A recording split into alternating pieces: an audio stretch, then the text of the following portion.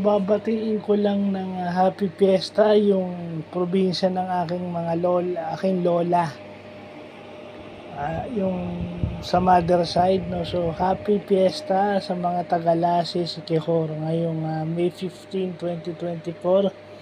At kapistahan din ni San Isidro Labrador na patron saint ng farmers, no. So, yung santong patronyo dahil yung Siquijor marami ring bukid dyan. So, maiintindihan natin bakit si San Isidro napili. No? So, sa mga tsahing ko, sa mga kamag-anak ko na nasa Lassis, Siquijor, hindi man kayo makauwi pero alam yung piyesta ngayon. Happy fiesta sa inyo. No?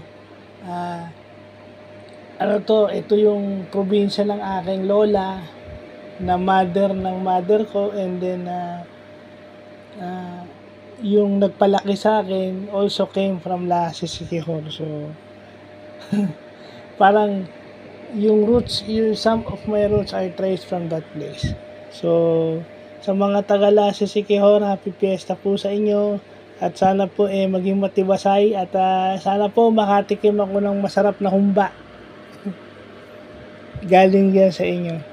So, yun lang pa.